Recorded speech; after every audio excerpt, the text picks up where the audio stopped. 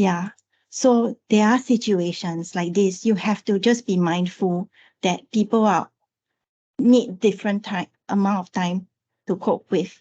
And even in the West, in global market, sometimes in the Asian market, I have found in projects, say for example, in Thailand or Vietnam, for instance, people actually openly said to me that unfortunately, okay, how come the UAT is not ready? It's like, okay, during that time, we didn't actually respond in time, but we're going to do it properly now. They can't chase up to Right. that. And the project is like rushing, right? And our pressure is change. Let's get it through. So it is us that are really important in change.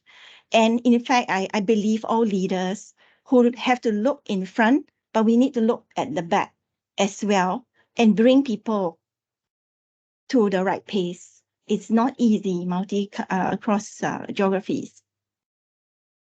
And I really like that idea of we have to look back, because from me personally, it's not only looking back to see who might be, sort of lagging behind, but I also like to look back to see what was the last experience for people. And if it wasn't good, let me start the conversation early about what could make the experience different for people. Yes. Yes, I think that's really important.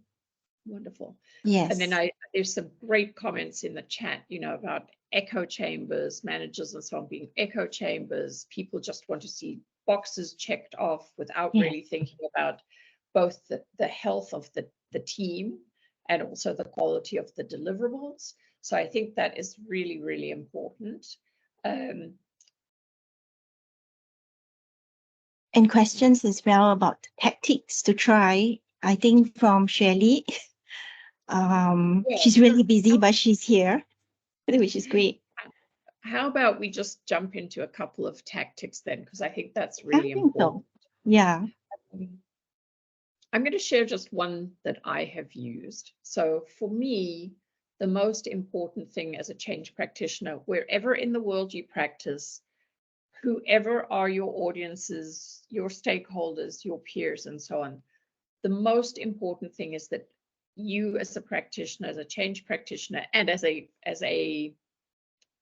human being with integrity, need to learn to adapt and connect. Well, what does that look like? That sounds like some kind of, abstract construct. But adapting and connecting is really about asking people what works for them.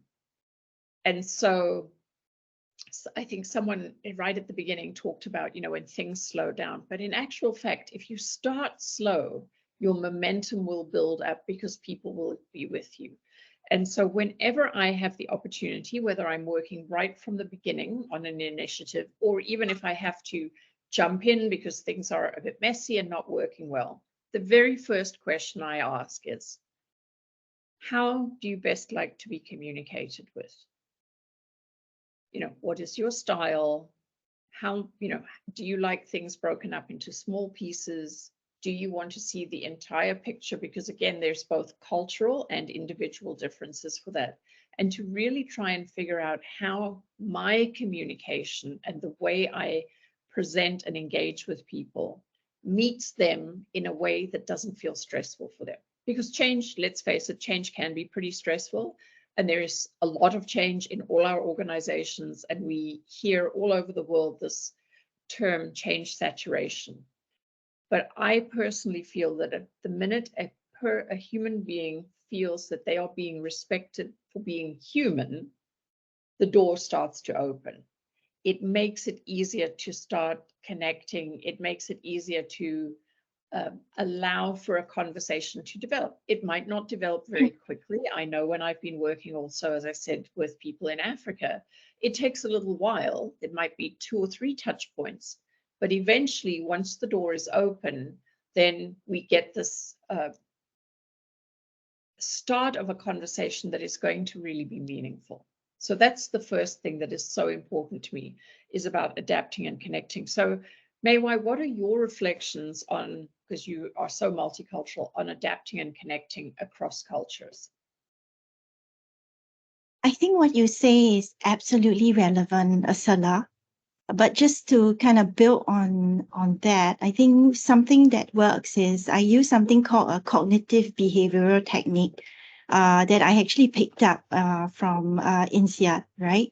And what happens is that, you see, when you're having that conversation that I was talking about earlier, that's so important and you were mentioning, the parties who are resistant to change would tend to actually believe that their behavior is correct and the other party is not right, right? Whether it's the leaders or the organization, etc. So the key thing is that under what they actually sometimes do is that they equate a certain thing and they respond immediately. And you have to break that cycle. Example, I give you a very obvious one. AI, oh, lose my job. That kind of thing. So what you want to do is use that style of questioning so that you break the cycle of these arbitrary interpretations that they have. And then from here, they will say, oh, I see. Yes, actually, it's not logical. Okay, maybe. Sometimes they answer themselves again and they say, maybe not. Do you think it is? No, maybe not. And then get them into this logical, factual framework, and everybody is capable of that, especially if you are already doing what you have said, which is treating them with respect, sitting down with them. This is something that would tend to work, I would say, across I love cultures, that. but you have put in a lot of time behind that. Yeah, so just kind The of weakening the interesting link. Yeah. Mm. The interesting thing about that sort of CBT-based approach, which is really based in questioning. And Yes. so what I have learned as well is when we're in a group, so let's say it's a whole team of people and you're introducing a change, the whole responsibility for the questions doesn't actually have to be necessarily on one person. So on you or me, for example, Yeah. or anyone who's on this call. When we start demonstrating and role modeling that, peers will actually question each other, which is also a really good thing. So I have seen that work incredibly well, and changing it to just being a conversation between the person with more authority and less authority to more being a conversation amongst peers. And I've experienced that also very successfully working with my colleagues in Asia. I also saw someone popped in a question about the generations. And, this is another nuance which I find interesting. Personally, I don't get too caught up in generational aspects. But the one thing I love about the younger generations, and I really try to embrace this myself every single day, is curiosity.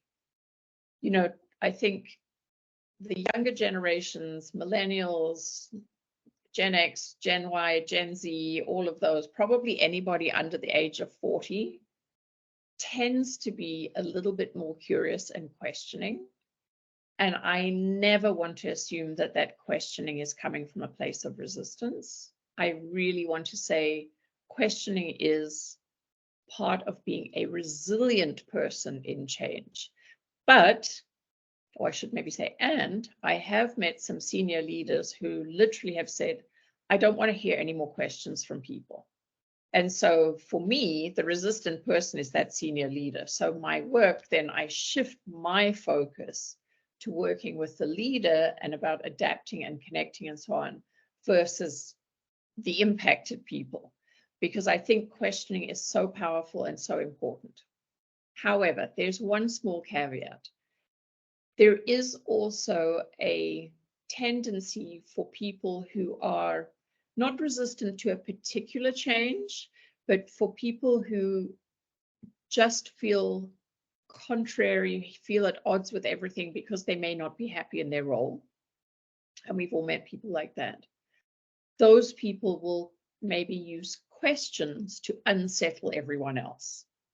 And the type of way they do that is they'll ask a question and then they will then go to their peers and ask, say to me, they might ask the question to me, I'll answer.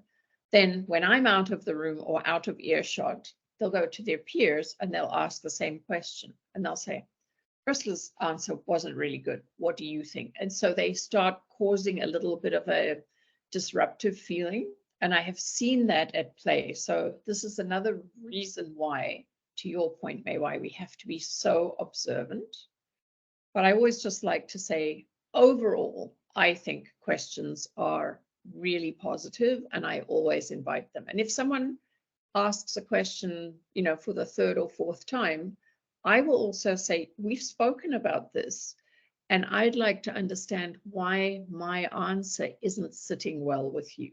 So I put the question back on the person, because sometimes I had this experience actually working with a multinational where I had some team members from Sri Lanka, from India, from Vietnam, and then a lot of people from Europe. And one of the people, I think from Sri Lanka, was asking the same question. So when I put it back and I said, look, I like to understand why this question is not sitting well with you. And you can think about it. I don't want to put you on the spot. You can think about it. You can answer me privately, however. And this individual was waiting for that opening. And the answer was, that leader who sat in France has no idea what they're doing, and none of us trust that person. So again, it's around about unpacking and trying to get to a place to figure out what's going on without making assumptions. So that's an Yeah, example. Ursula, I think you raised something just as well about role, and role is really important to be prepared to communicate to. And there have been situations also whereby people feel resistant to change. And if you look at it holistically and go back and redefine their role, I think I saw a question there about people expecting change people to do a certain thing, etc. Right? If you redefine the role clearly and say, okay, in this change process, you are going to be in charge of this, and post that, you'll be surprised how many things can shift based on that clarity of communication. Yes. Absolutely. I think that's really, really true. Maywai, I think we should probably open up for some Ask some questions. questions. Yeah. I think that would be Let's great. So for get those of you someone to listening, speak. throw some questions at us. You can turn on your mic. Yeah, absolutely. You can either type it in, or you can put your hand up and unmute yourself. Okay, we here's could- a question for me. How do you deal I- with the comment about not having confidence in the leader? Well, that is a very, very good question. And I will tell you, I've dealt with it more than once. So for the example I gave you, I asked, why do you not have confidence in the leader? And we had a really quite long conversation in two parts about that. So what I learned from that was a lot of history about things that had happened in change before in the organization that had not gone well. And the other thing is I learned some of the things that people felt about that leader and his personal approach to people. So his interpersonal skills, had a tendency not to listen to people, or, would say, I'm available for office hours and so on, would take questions and then just would not respond. So I was able to say then, completely anonymously, I'm going to take these back to that leader, some of these things, because most leaders want to grow and do a better job. So what I said is, I cannot promise you it's going to change. I cannot promise you it's going to change quickly, but let me take that back and see. So awareness is there. And then I said, the other thing that we can do is figure out how to have a go-between. So let's pick a person who could be like a functional rep or a change ambassador that we can personally introduce to that leader. So we would create a human bridge between that leader who wasn't doing things in the best possible way and everyone else. So that was one of the examples. The other one I will give is my own personal example where I was impacted. I was leading up a major transformation in a supply chain. And I had a group of about 6,000 stakeholders who, and none of them were Asian. This was all in Canada, but I was very surprised by this. None of them would really say anything about the change. They did their training, they came to the workshops on the process, and they seemed to be speaking very knowledgeably and comfortably about it. But when we actually came to making the switch, nothing was happening. And so I took it upon myself to go and do some personal meetings and so on. And they were a little bit rude to me, quite frankly. They, you're a woman, you're in this big DC, what do you know about this? We're tough guys, etc. But at least they invited me to have a conversation. And when I was driving back about an hour and a half from that meeting, I was trying to figure out what was at stake. And I don't know where this inspiration came from, but all of a sudden I thought to myself, I'm wondering if I am guilty by association. So I have put myself in the space of that human bridge, but I haven't really figured out what's going on with the leader. So as soon as I got back to the office, I phoned the manager of the distribution center and I said to him, I have a question for you, and you can, you may choose not to answer it. That's your prerogative. But am I guilty by association? And he started to laugh. And he said, I'm sorry for laughing. But he said that, and he mentioned the person, the vice president. He said, he is such an obnoxious, toxic person. Now, I hadn't seen this because I was only working on the change side. I hadn't seen what was happening really in day-to-day operations. And because I was seen as the spokesperson for that VP, I had then been assumed to be not trustworthy. And so the minute he laughed, I laughed, and I said, okay, well, at least we now know what the problem is. What can I do differently? And I got some really good feedback. And so we ended up working incredibly well, and that DC wowed everybody because we made the change really well. But I had to actually go around the VP, and that was not comfortable for me, but it was worth it for those 6,000 colleagues. Great question. That's a lovely story. Great answer. Thank you. And just curious, when in the first example, when the person did share that they didn't have confidence in the leader, I think you said in the first row, the leader wasn't there in that that was a different time, right? Okay. Yeah. All right. Well, thank you. Very insightful. No problem. Thank you. Let's see what. This is a question that many people ask here around people in their comfort zone.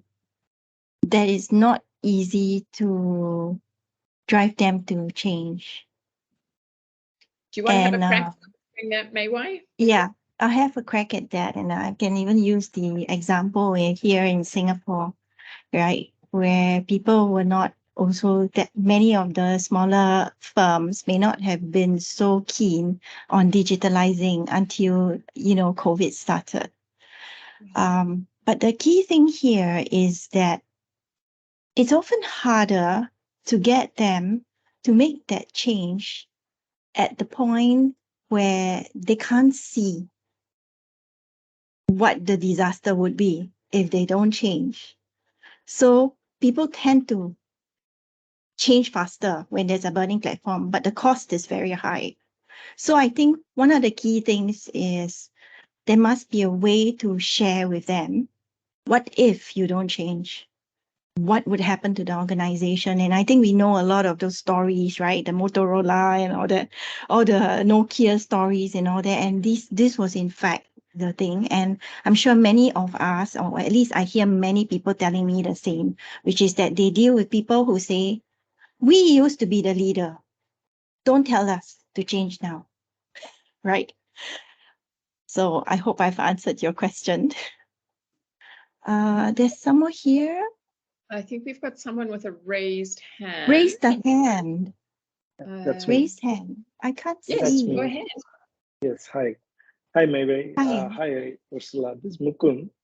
I'm a HR professional myself, and I've been in Singapore for the last 17 years. I worked with IBM for 10 years in HR. So one thing that's probably you can call it as a school of thought also is like about change management. What are we changing actually? Because most of the time the thought is like, okay, there is a change manager coming in, and then he's going to manage change in the organization, he or she, and then it's about managing the change in the process, etc. But my observations has always been that we were just Ursula was just talking about how the younger generations react to change, or the way they ask their questions is about probably trying to make things simple because they feel like it doesn't make logic when they see a lot of people doing many years the same thing without being questioning, not disrupting, probably is the right word. So question is about like, are we talking about the importance of change management in the mindset of people rather than the processes or the way a company, probably even a culture, etc., works? So how do you see that mindset being coming into this aspect of change management? All right, I'll take a crack at it. That's a really big question with a lot of nuances. I'm going to just try and tie it a little bit back also to the role resistance plays. So honestly, we cannot manage change. Our profession has a really wrong name. We can manage the change process, but we cannot make people change. So for me, the work that I do is about inviting people to examine their current mindset, the current way they do things, and try to see the value in doing it differently. So that's how, as a practitioner, that's the filter I have always used. And I'm still in change management after 35 years. So despite the fact that the profession probably doesn't have exactly the right name, the work that we do is really, really important. I think in organizations who take a more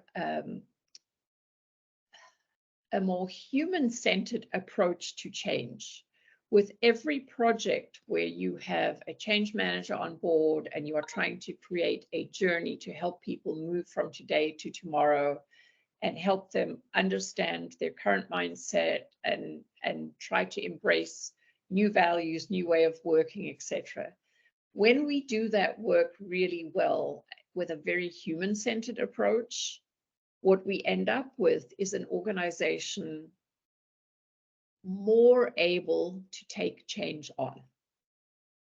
And then the complications, let me just say that's not the right word at all, or the complexity about a human-centered approach is we have cultural differences.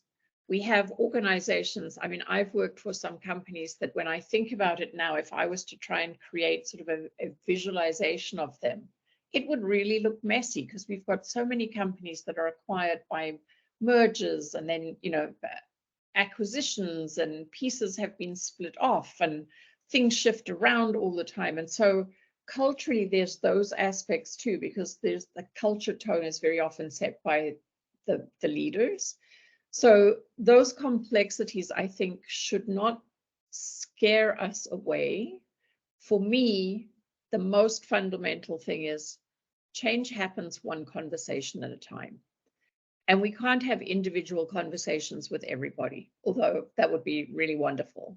So how do we create the conditions that people feel they are in a conversation while change is happening, that they feel safe, that they feel trusted, they can reach out to the change manager, they can reach out to their people leader, they can reach out to their HRBP. So we need to all be linked up as well. When we've got a shared desire to see change emerge, we need to be linked up.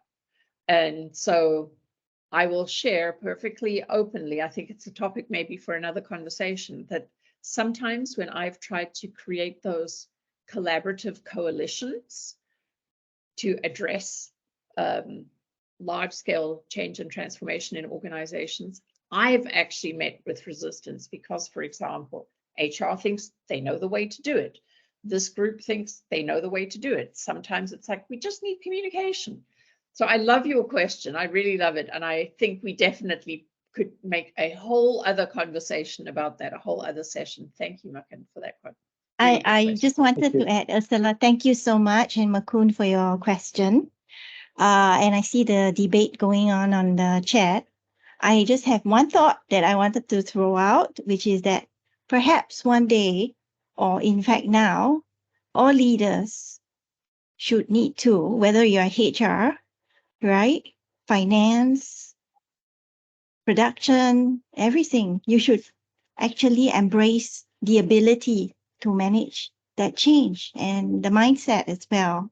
The change specialists can come in to help you, but I believe all leaders in the company or managers even should have that. And in fact, in Singapore, you can see the ranking there.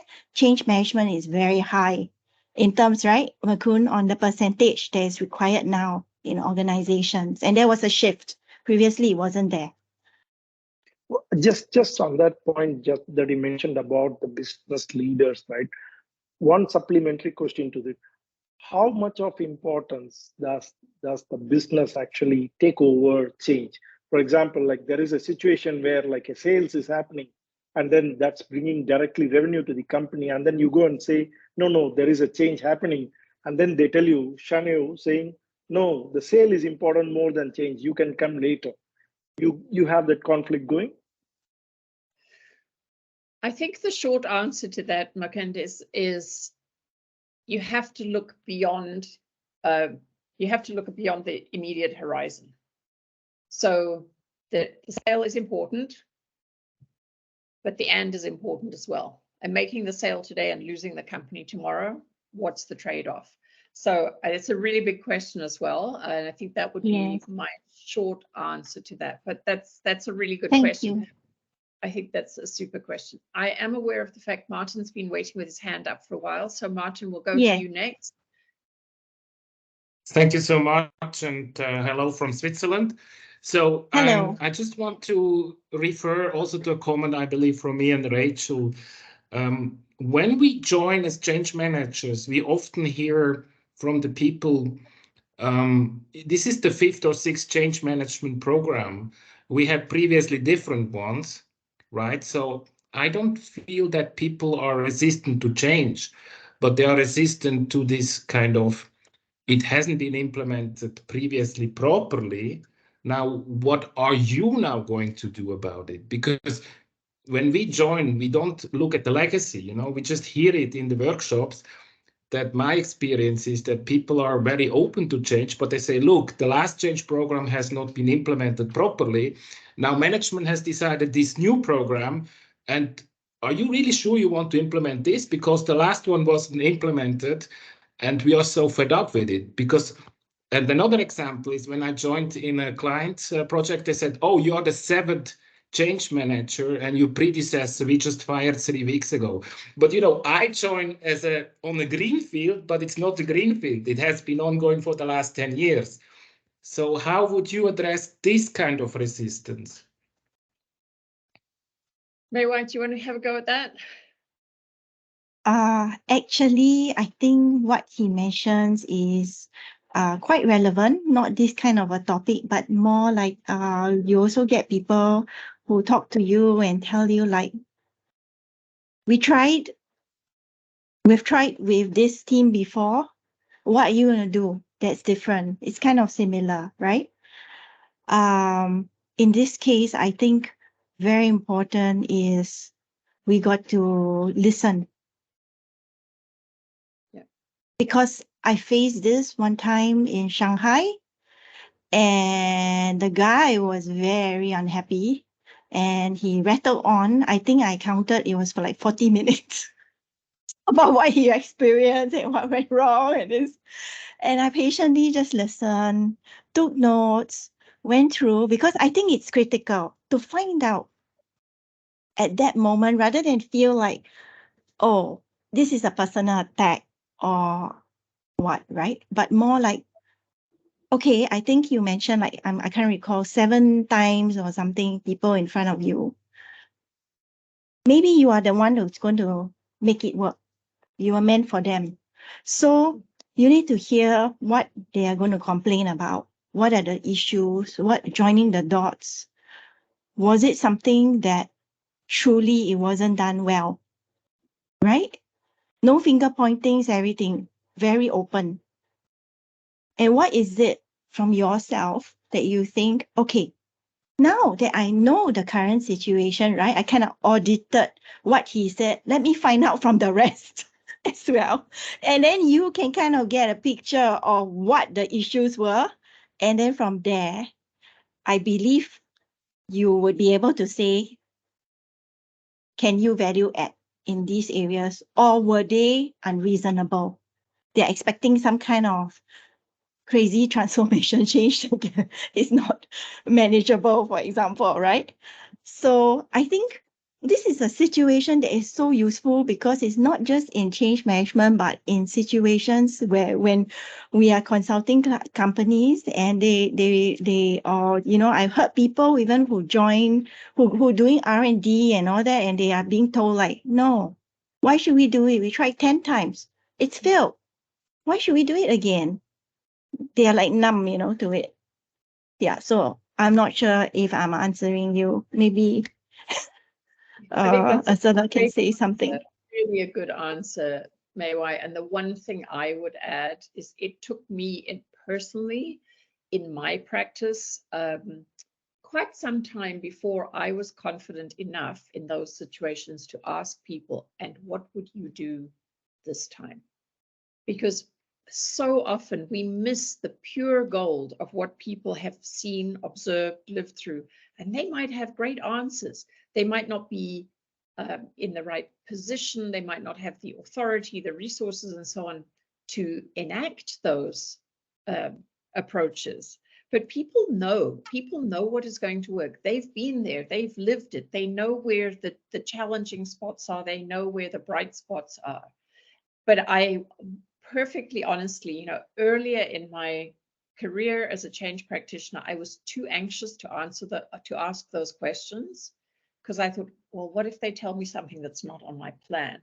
Now I don't make a plan till I've asked those questions. So thank you. That's wonderful, Martin. I think with time, we're almost at time. I see Shilpi's had her hand up for a while as well. So Shilpi, if you can do a 45-second, what is your question? We would love to hear from you. I think you don't have to answer now, by the way, but Ursula, I've had the conversation with you. I think my question is more around not just internal organization. How do you bring change in a services organization where you're facing client and you would like client? So you're trying to bring the change on the client side because that works for you. But we can have that conversation separately. I think it's a big topic in itself. It is a big topic, and maybe that's another really good topic for a session like this, because Mei Wai has a lot of experience in that, and I do know some of the other colleagues from Asia-Pac as well. So I'm going to put a pin in that, Shilpi, because I think you've just given us an agenda item possibly for the new year. Great question. Thank you so much. Thank you, Shilpi. Thank you. Thank you. So, I think Ursula, you know, time, Mei Wai. I can't believe flies. it. Time flies. And, you know, as I sit here listening to all this discussion, I'm just amazed, right, that here we are, a group from all over the world. I saw someone was from Costa Rica. Hello. Right, really far away from us as well. And it's a universal topic that all of us are facing, no matter where we are. And clearly with the acceleration of change, we really, as I mentioned, have to challenge ourselves to say, how can we enable ourselves, whether we are in change or not, okay, to apply that in our life as well as our work, right? So as you can see, it's very multidimensional, and we have to keep tuning ourselves, learning, and like Ursula says, don't go like prepared with a script, you know, just flow with it, right? Like Michelle Yeoh says, just flow with it.